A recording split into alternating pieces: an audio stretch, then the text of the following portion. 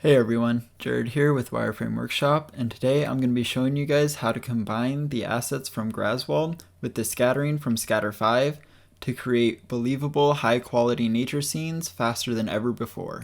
Getting started, we're going to delete the default cube, create a plane, subdivide it, and start sculpting in some details. I'm thinking for this scene we're going to do some light rolling hills, and that'll give us a pretty nice landscape to start working with for the rest of our scene. So before we get too far, we're going to save it something really creative and original like Scatter 5 and Graswald tutorial. And then from there, we're going to hop into Quixel Bridge and find ourselves a nice ground plane texture. Quixel recently acquired RD textures, giving us access to some high quality ground textures. For this tutorial, I think we're going to use this forest floor material. First thing I'm going to do inside of Blender is bring in the Polygon Uber mapping node. I'll have a link to this in the description below. When exporting materials from Bridge into Blender, there's an issue with the way that it exports. So we have to fix the inputs for the textures real fast.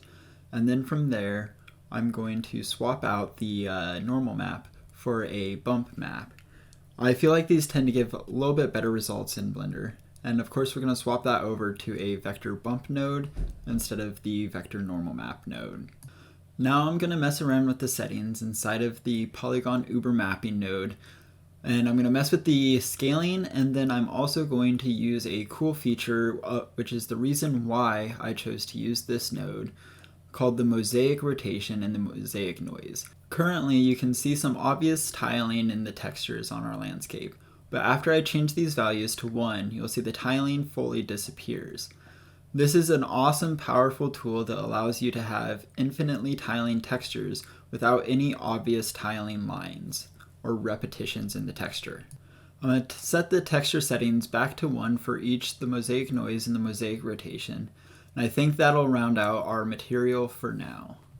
For HDRI, I'm going to use this Whipple Creek HDRI from Polyhaven, and I'm setting it up using the add-on Easy HDRI, which I'll also have a link to in the description below.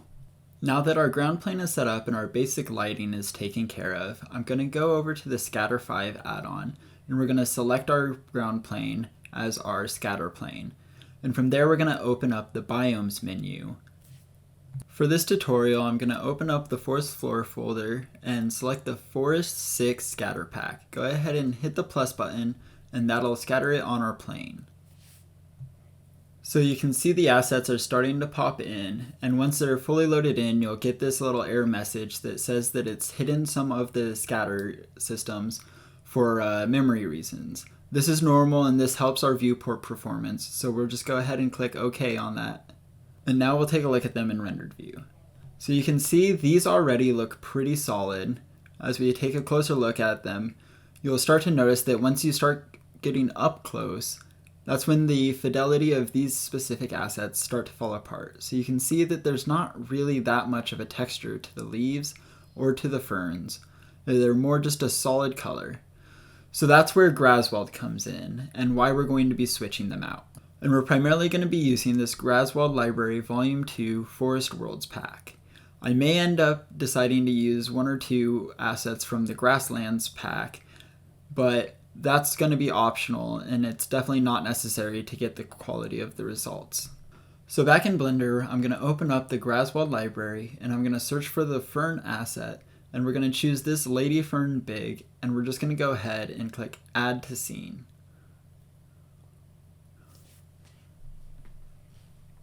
Now that that's in the scene, we're going to go ahead and move the ground plane so that way when we're adding objects, it's not adding it into the middle of our scene. So we're just going to slide this on over. And then I'm going to move the fern assets off of the origin so that way when we add more in, they're not all stacked on top of each other. Now inside of Scatter 5, we're going to find our fern layer. And it's this one right here. So now I'm going to scroll down and find the instancing panel, and we're going to go in there and we're going to choose the collection, and we're just going to go down to that Lady Fern collection here, and it'll automatically swap our assets over.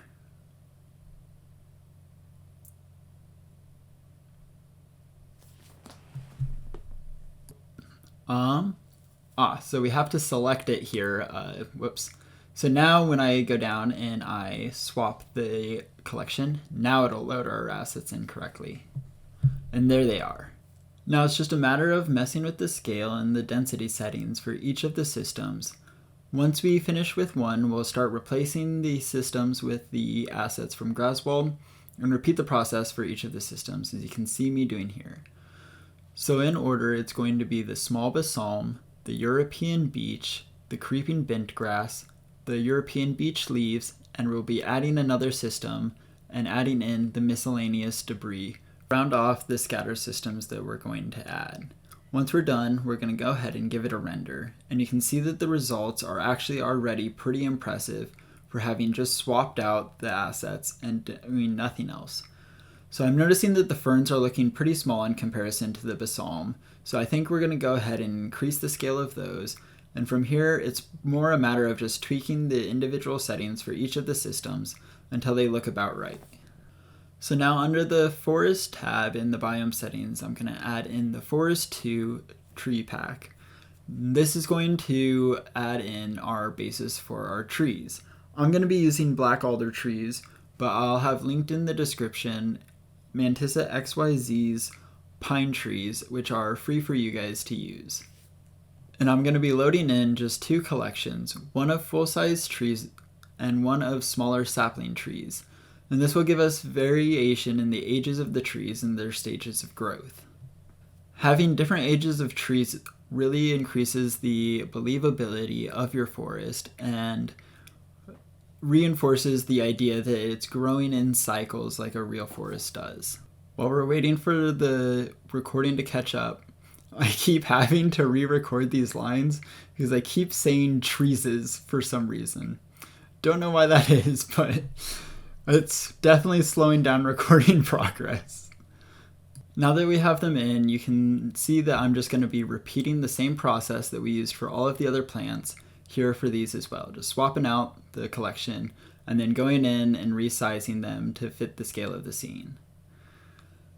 And you'll see here in a moment that you have to be careful sometimes with swapping over your assets.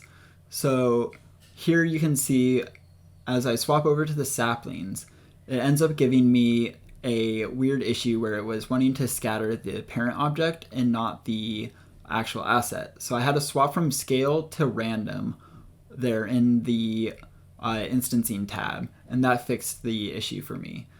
So now it's just more messing with their scale and densities to make sure that they line up with the scale of the rest of the trees in the scene, which you'll see me cross-referencing here. So now that we have them both set up, I'm going to set up a preliminary camera angle just so we have something to work with. And once I get something that I feel looks good, I'm going to go ahead and save, and we're going to start rendering out a preview image to see where we land. So now that's rendering out, and you can see we're already looking really solid. So there's a couple things. The small balsam is looking a little thin to me in some areas, and the scattering on the ground between the debris and the leaves also looks a little bit thin, and you can see the texture poking through a little too much. There's also a pretty obvious sharp break between our main scene and the background, so I'm going to go ahead and add in some backdrop trees first, which you can see me start doing here. And we'll use G-scatter for that, but first we're going to add in a plane, and we're going to scale it up until it's approximately twice the size of our current plane, and then we'll tab into edit mode, delete the face that overlaps with our current plane, and then we're going to add in a copy of the collection of the trees, which you can see me duplicate them there. And then we're just going to add another collection, increase the view of the camera, and then mess with the scale and density of the background trees on that plane.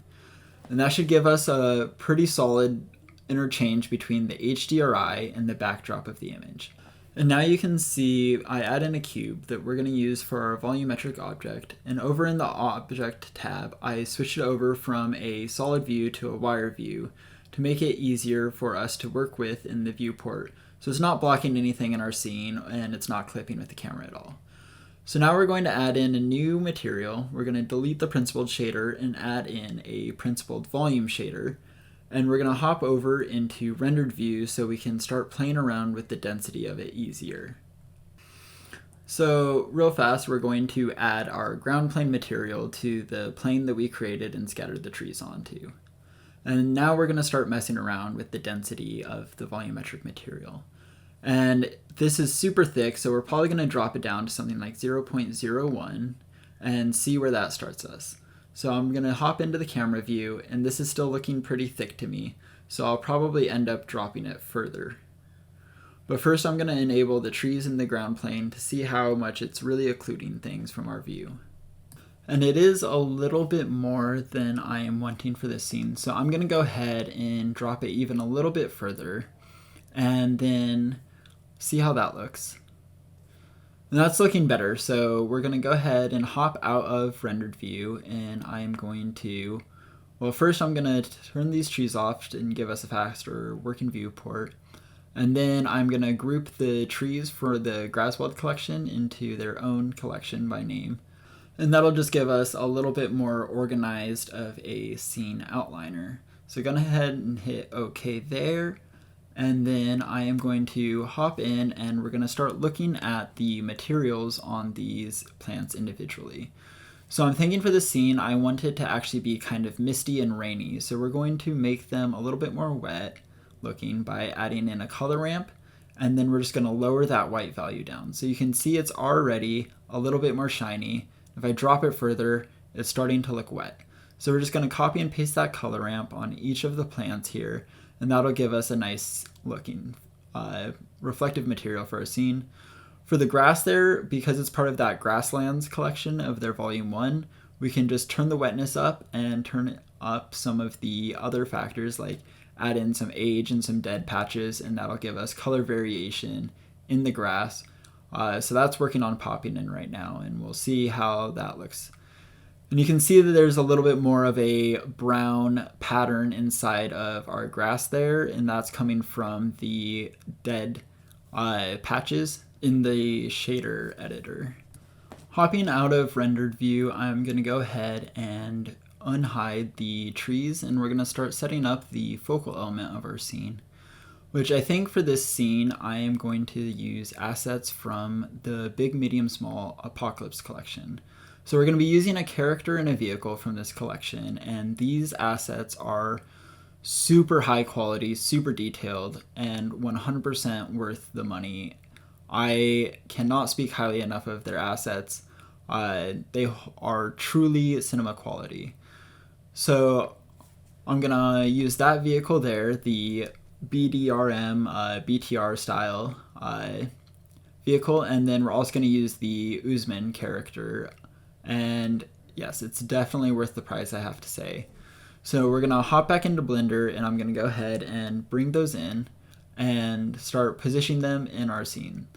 So here's the BTR, and I'm focusing on trying to get it lined up with our ground plane. You can see me going underneath the plane there, and that's a good trick to make sure that you're just lightly intersecting the ground to really make sure that it feels like it's touching the ground and not floating above it, but also not sinking in too far that it's cemented into the ground. And then just turning on the ferns to check this scale of our overall scene versus the size of the assets. And personally, I kind of felt like the scale of our scene in terms of the nature assets was small compared to the scale of the BTR, Usman, and also all the trees and stuff. So that's why I decided to just raise the scale of all of the assets in our scene instead of lowering the scale on just them. I think it'll also match up with the density of the volume material better, so it'll just be a little bit less to adjust overall. Wrapping up adjusting the scale of the scatter systems in the scene, I am going to move on to setting up our character Usman here. And we're going to start by going through the pose library and finding a pose that we like. So it's really cool. The Big, Medium, Small assets come with a pose library that you can just apply to your armature, and they look great. So now we're going to move on to the material for him. And as you can see, there's a bunch of different materials for his suit. We're going to look at just 2 of them to decide which colors we want, and that's going to be the red suit and the yellow suit. A little bit later in the video, we'll look at the differences between them. But for now, I think we'll probably stick with the red suit. And I'm gonna go in and change the color of the boots because I want his boots to be the black boots with the little yellow stripe. I think it'll fit with both the red color and the yellow color a little bit better in this scene. So you can see me looking around. There's 3 different boot colors as well. And we're just gonna plug that one in and get rid of the others. So here you can see a preview of the yellow suit. I'll render out a full res image of both the yellow and the red so we can see how they work in our scene and decide which one we want to keep later on. But for now, we're just gonna stick with the red one. So now I'm gonna move on over to the BTR and we're gonna work on its material to try and make it match up with the rest of the wet materials in the scene. And this is gonna be a little bit more complex than just adding in the roughness dampener like we did with the other ones. We're going to actually add in a grunge map from Quixel Bridge using their surface imperfections here. And we're going to use a mix RGB node set to add to combine the roughness that comes with the object and also the roughness of the grunge map. And then we're going to use color ramps to kind of define the level of roughness each of the maps are going to be. So you can see me messing with that here. And this will give us, in the end, a really high quality result. And I'm using the Node Wrangler add-on to preview the output of each one as I adjust here. It's a super useful and handy tool. And this will just break up the flatter roughness of the BTR and also break up the wet-looking reflections that we have going on, giving us a more realistic feel to the moisture on the BTR in our scene. And ultimately, I ended up deciding to swap out the roughness map that I took from Quixel for a different one, also from Quixel. I just felt like the other one was a little too fine of detail. It wasn't really going to show up in our scene. So now we're doing a test render, and you can see our scene is already looking fantastic. It's 90% of the way to a finished image that you can upload on your Instagram or your ArtStation. But there's a couple little things that I would like to fix to push it that last 10%. First of which being a small Geiger counter object to put into his hand. There's one that comes with the kit, so we'll use that one. And we'll probably mess around with the volumetrics to make that transition between the foreground and the background a little bit smoother. Yeah. And then I think moving on next, we're going to go to the ground plane and add in some displacement and probably increase the number of leaves and debris on the ground because it's looking a little flat and a little obvious that there's not too much depth between them. And then I think after that, I'm going to go ahead and add in some smaller things to scatter around the scene, some objects that maybe look like they belong with the BTR that he is finding and discovering here. Maybe a little bit of a crate or something behind him or to the side. But this is a great start and we'll move on from here. And first things first, I'm going to drop the volume in the scene a little bit. And then I am going to append that Geiger counter into his hand and delete it from the armature and then start scaling and positioning it into his hand. I couldn't quite get it to fit into his hand in a way that felt natural and felt good to me. And I kind of felt like it was a little too occluded from the camera as well. So I decided to switch poses to one where he's holding it in his right hand and also adjust the camera a little bit. Now I'm bringing in a empty to use as our depth of field object. No matter what size of the scene you're going to use, I recommend using depth of field in your scenes. Now we're going to move on to making it so the plants actually respect the geometry of the BTR, and this is a really awesome feature of Scatter 5 that you can only do with Scatter 5 as far as I'm aware. and you can go into the proximity dropdown and click remove near object. And we have to have a collection that the objects that it's going to remove around are in. So we're going to go ahead and make a BTR collection. So let's get that made. We're going to go ahead and name it, and we'll have that in there. And so now we're going to select that BTR collection in the menu here. And you can already see that it's removed a lot of the plants that were growing straight out of the wheel. Now we're going to change it from mesh faces to convex hull, and this will give us a little bit more accurate of a determination of where the mesh is at the cost of some performance and speed. And it's not always 100% perfect, but the main thing you want to avoid is plants growing out of your object. So we're just going to go ahead and decrease the radius to try and get some plants back near it so there's not a huge berth around it. And you can see some plants growing under it as well. I went a little too far there, so we're going to pull it back a little bit.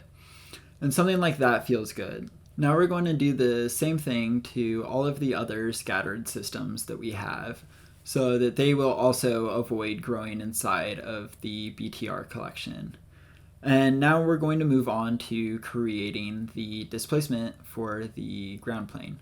And this is going to be a pretty simple system. So first things first, since you can see it didn't do anything, you have to remember in settings to choose displacement and bump in order to get the displacement working.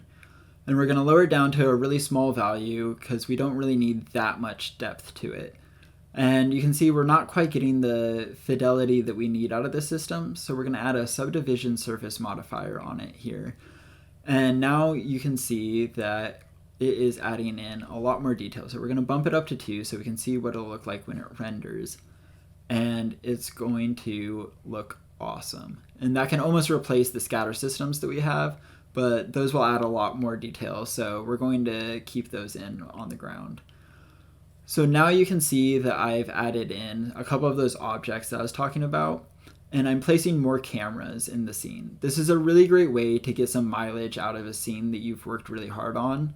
I do this with the majority of my scenes, and it really allows you to play with extra compositions and stuff, as well as really getting to showcase the level of detail that you've put into the scene. And now something I forgot to do earlier that you can see me do now is in the World tab under Volume, you want to enable Homogeneous. And that's going to decrease your render times quite a bit by telling cycles that your volumes are all a even level and there's not any sort of calculations that has to do with changes in density. And it'll just make it a little bit faster and lighter inside of the render engine. Now that you've framed up all of the different shots that you want, we're going to go ahead and set up the compositor. So in order to do that, first we're going to render and see how things are looking. And it's looking awesome. So we're going to hop in the compositor here, and I use a really simple compositing setup. I just use a denoiser node and a lens distortion node to add in some chromatic aberration. So this is just the open image denoiser inside of the compositor in Blender, and you just go into the render passes and enable the denoising settings, and then you just plug in the denoising normal into the normal and albedo into the albedo. And then another thing that's important is to make sure that fit is checked in the lens distortion node. And that just allows the image to get all the way into the corners there. When you don't have it, you can see that there's that color shifting that happens with the pixels right on the corners. And so this will just prevent that from happening and make sure you get accurate lens distortion. And you can see that you find this under distortion, lens distortion in the menu. So now that we have our compositor set up, we make our final adjustments and it's time for us to render at full scale. And now we have our final images inside of Lightroom to do some editing on. And you can see in this third image here, I decided to shift the composition quite a bit. I just wasn't happy with the original one. But yeah, so now we are going to go on to editing. And for editing, I like to usually start with hitting the auto button and just seeing where that gets me. Kind of takes away blank canvas syndrome a little bit and gives me a base to adjust from. So I'm gonna lower the exposure a little bit because I felt like the auto was just a little bit too bright. I think the colors here in the plants and stuff are good. And now I'm gonna add in some film grain. And camera sensors always have grain in the sensor, but when you render an image out of Blender, you don't really get that grain. And so I'm just gonna increase it a little bit here until you can see it a little bit in the fog. And somewhere around there is probably good. I'm gonna check in on the plants and stuff. You can't really see it too much there because they're a little too vibrant. You can see a little bit there in the wheels. So I think next I'm actually going to add in a little bit of a vignette. And a good tip for the level of vignette to add is a good vignette should be felt, not seen. And that'll just bring the focus back in here and towards the center of the image by darkening the edges. So now we're going to edit the second image, and again we're just going to start with the auto, and it's too bright again, so we're just going to lower that down a bit. And so I decided to play a little bit with the saturation here, and then hopping into the tint. And so I kind of want to go a little bit colder with the images, really drive home that rainy, wet feel. And in this one, when I shift the tint a little bit blue, it kind of takes away from the color in his jacket. So I'm going to go down into the color section here, and I'm going to push the colors a little bit more towards the orange and try and find a value I like in there. And I think I'm going to pull the saturation down a little bit to here, and I think somewhere around there will probably be good. You can see that we get to keep the colors in the yellow there. So now we're going to add the grain, and you can see I way overdo it here at first trying to get the details in, and that's why zooming in on your image when you add the grains is a really good idea, so you don't overblow it trying to see the details on your screen there, and it adds it as a really subtle background thing. So then just adding the vignette into it, and now we're going to move on to the third image. And inside of Lightroom, there's a really cool feature you can do where you can copy the edit settings of one image to paste them into another. So we're going to do that here and use that as a base to work off of. And you can see it already gives us almost a perfect result. I'm going to go in and reset the values on the reds and adjust them for the lighting conditions in this render. And so we are going to just shift it a little bit orange again, and then I'm going to bring up the saturation on it just a little bit. And I think that'll give us the kind of colors that we're looking for on this suit here for this image. And here are the final images. So if you guys want to follow along on the journey where I learn how to do outros, be sure to like, subscribe, hit the bell, all of those things. Follow me on social media. I'll have my Instagram down there. And I will also have a Discord link where you guys can interact with me and share your guys' artwork. Thanks for watching. The end.